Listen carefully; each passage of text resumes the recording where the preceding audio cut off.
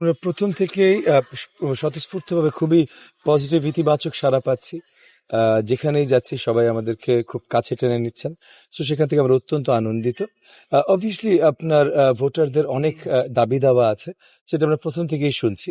আর এখন যেহেতু লাস্ট 3 দিন আছে, এখন আমরা মানে যতখানি পারছি প্রত্যেকটা গলি, প্রত্যেকটা আপনার এলাকা, প্রত্যেকটা মহল্লা একবার হলেও আমরা ভিজিট করতে চেষ্টা করছি।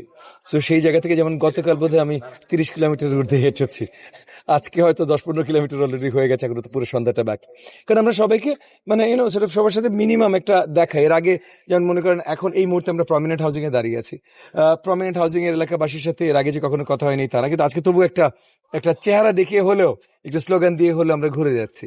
সো এই কাজগুলো এখন চলছে লাস্ট 3 দিন। আমরা আশা করি মানে এই পর্যন্ত যেহেতু আমরা কোনো ধরনের প্রতিকূলতার সম্মুখীন হয়নি, বড় একটা নির্বাচন ছোটখাটো অনেক কিছু থাকে, বাট বড় কোনো প্রতিকূলতার সম্মুখীন হইনি এবং আইন শৃঙ্খলা বাহিনীর প্রতি আমরা আস্থাশীল। সো আমরা আশা করছি 12 তারিখে সুন্দর একটা নির্বাচন দেখতে পারবো। আমাদের শুধু একটাই বড় দুশ্চিন্তার জায়গা আছে বা আশঙ্কার জায়গা আছে, সেটা নির্বাচন কমিশন। কারণ ভোটার রোল এবং পোস্টাল ভোট নিয়ে তারা এখনো সঠিক আমাদেরকে জবাব দিতে পারে না। এই জায়গায় কিছু আশঙ্কা আছে। তবু এখনো আমাদের প্রচারণার 3 দিন বাকি, বা নির্বাচন আরো 5 দিন বাকি। আমি আশাবাদী যে 5 দিনের ভিতরে নির্বাচন কমিশন আমাদেরকে আরেকটু পরিষ্কার উত্তর দিতে পারবেন।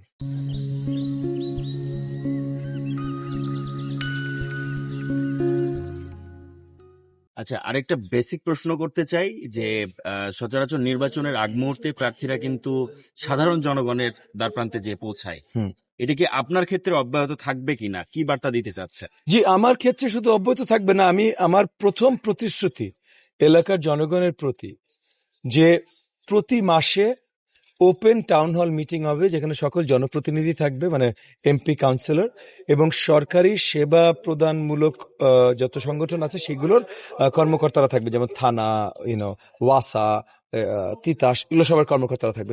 প্রতি মাসে একবার করে প্রত্যেক ওয়ার্ডের জনগণ একদম পরিষ্কার জবাবদিহিতা পাবে।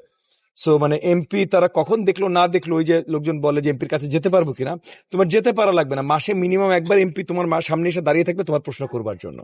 আরেকটা বিষয় আমি জানতে চাই যে মোহাম্মদপুর নাম কিন্তু সন্ত্রাসী কার্যক্রম, মাদক, সন্ত্রাস এই বিষয় নিয়ে কিন্তু 5 আগস্টের পরে আরো বেশি আলোচনায়। বেশ, আমরা টেলিভিশন খুললে বা পত্রিকা খুললে কিন্তু একটা বড় হেডলাইন দেখতে পাই। তো এই বিষয়ে আসলে কোনো হুঁশিয়ারি থাকছে কিনা? আমাদের তো প্রচেষ্টা যেন একদম জিরো, আমাদের এমনি জিরো টলারেন্স থাকবে। আমরা যদি নির্বাচিত হই তাহলে এই যে মাদক ব্যবসা, কিশোর গ্যাং, আপনার এই ধরনের জিনিসপত্রের ফুল জিরো টলারেন্স থাকবে। আমরা ইতিমধ্যে কাজ করেছি। আসলে গত 2-3 মাসে আমরা এই আপনার মাদক বা সন্ত্রাস হটস্পট যে জায়গাগুলো, সেই জায়গাগুলোতে নতুন পুলিশ বক্স লাগানোর জন্য থানাকে প্রেসারাইজ করেছি। রিসেন্টলি থানা আমাদের জানিয়েছেন কিছু তারা সম্মতি দিয়েছেন।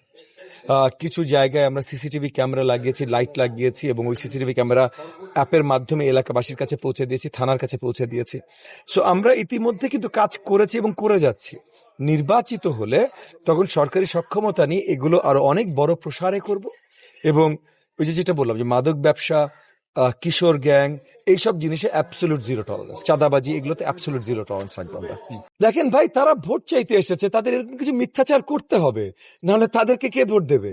সো তারা এগুলো বলে বেড়াচ্ছে হয়তো বিএনপির প্রতি আস্থা নেই বা আমার প্রতি, এগুলো তারা বলে বেড়াবে। ভাই, এটা তাদেরকে একটু ক্ষমা করে দেন, ক্ষমা সুন্দর দৃষ্টিতে দেখেন তাদেরকেও।